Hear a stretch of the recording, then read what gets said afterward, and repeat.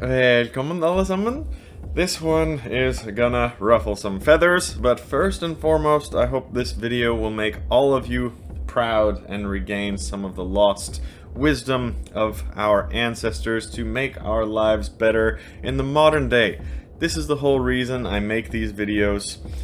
The Germanic tribes, the original ancestors that all of us Germanic people today are at least in part descended from.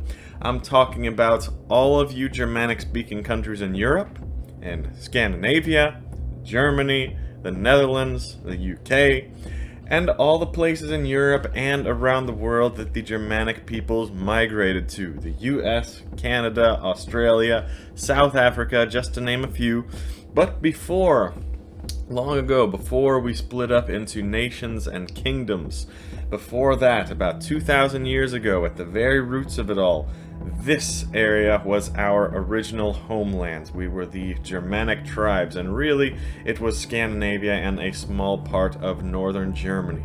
But at the time, the Romans referred to this area as Germania, and us Germanic tribes were all one people. Now, we fought like crazy amongst each other, and each tribe was actually quite different. See my video I did on all the different tribes there. However, there were some things that we all shared in common. That's exactly what this video is about.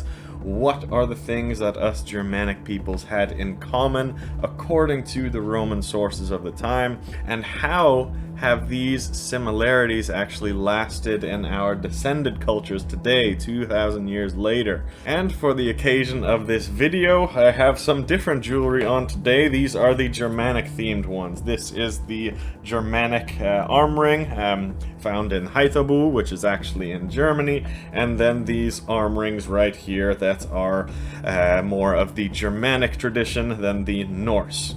So moving on, the places in the world today with the highest percentage Germanic DNA and ancestry, that would actually be in Scandinavia.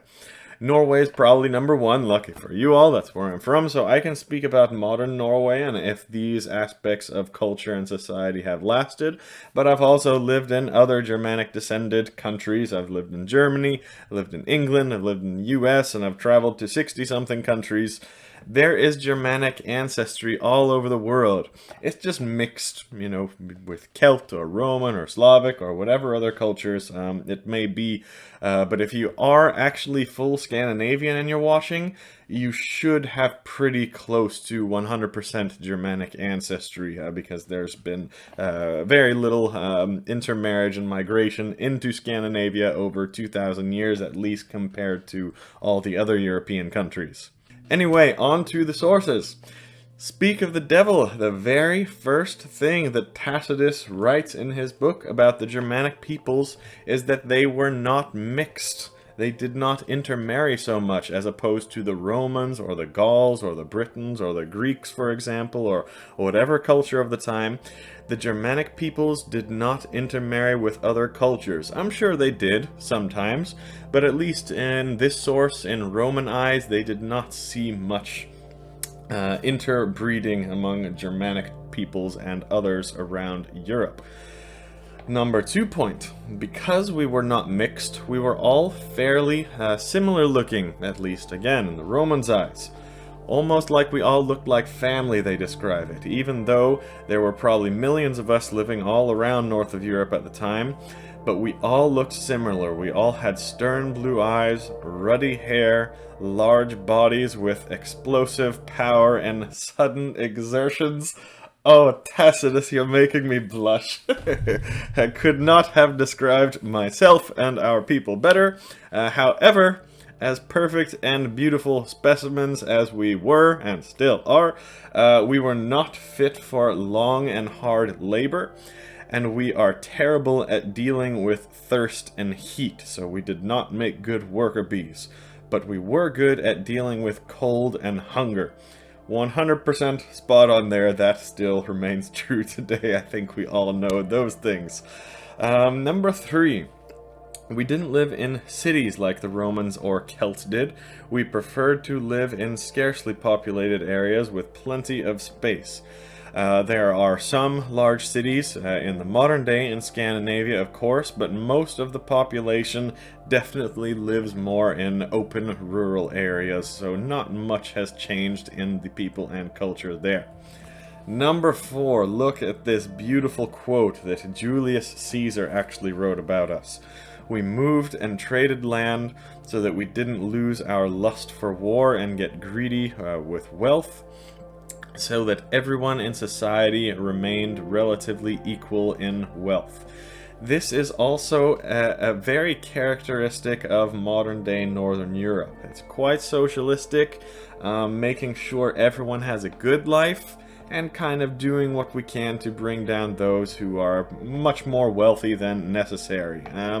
In theory, at the start of it all, I think that's a great philosophy, especially it works well in small tribes or small economies, but when civilizations start to get bigger and powerful outside forces start to come in, don't have that same philosophy, then it can end bad.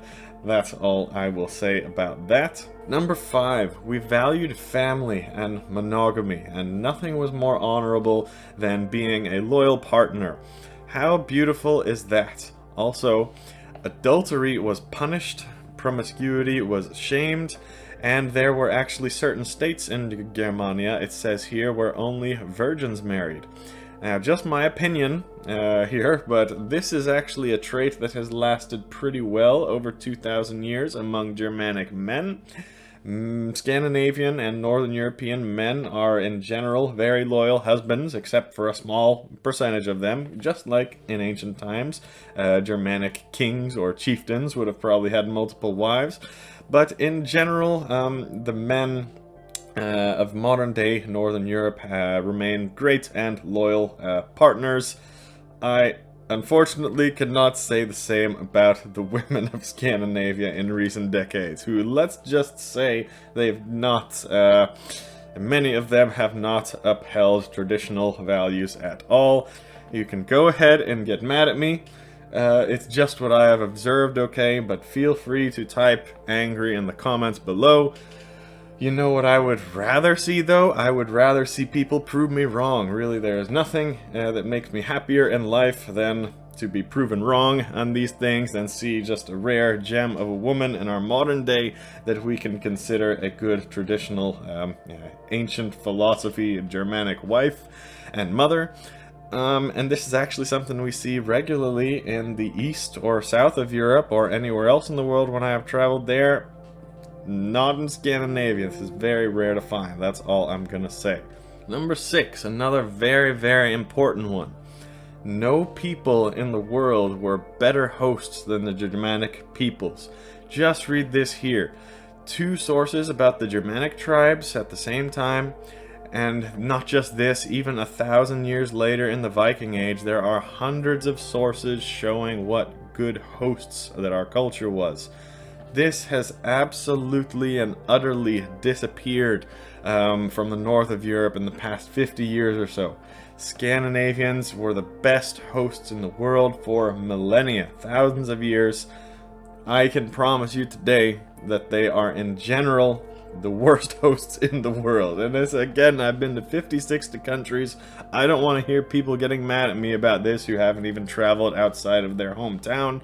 But again, I love to be proved wrong on these things, guys. Nothing warms my heart more than to see my people taking care of each other and being good hosts. And, you know, there's definitely some people in the north of Europe today that live up to this reputation of being good hosts that their Germanic ancestors had. I'm just saying it is, on general and average, the worst in the world. Number 7, here's a little spiritual one for you. They did not confine their gods into idols or temples like the Romans did. The nature is their temple, and the gods reside in certain parts of nature. Sacred woods or groves, for example. Now, most modern humans don't know this today, but this aspect of our spirituality is still there for us. It's still in our memories. It's still in our DNA. We get powerful experiences by doing things like hiking, outdoor activities and pretty much anything in nature, and these types of activities are more popular in the Germanic countries than pretty much anywhere else in the world, I think. Number 8, we preferred to gain wealth by fighting and war rather than farming and other business things. And in between the fighting, we prefer to be just kind of lazy and lay around and eat all day. Well, that sounds like absolute heaven to me, but of course that's not exactly possible today. Not even legal. We can't just lay around all day, and when we want to fight and steal things, we do that. I will say, though, don't get it twisted. Julius Caesar mentioned that it would have been a disgrace to rob from your own tribe, but if it was done outside the borders of your own home, it was acceptable, especially for the young men. So if you're going to steal or raid, they didn't do it from their own people in those times. Another, number 9, very important. We liked the booze. We liked to get drunk, just as Germanic peoples like to do today. Not only that, we used this opportunity in ancient times to speak about important matters. Even had a little fight about it. Sometimes it got bloody, nothing too serious. We just let emotions flow. And then the next day we squashed the beef and discussed the matters with level, sober heads. And then we move on as friends or business partners. I think that's a great idea. Again, not exactly legal in the modern day, but maybe it should be. Number 10. Our leaders led by example rather than authority or power. Now this was a crazy thing to the Romans, but a key characteristic of Germanic leadership.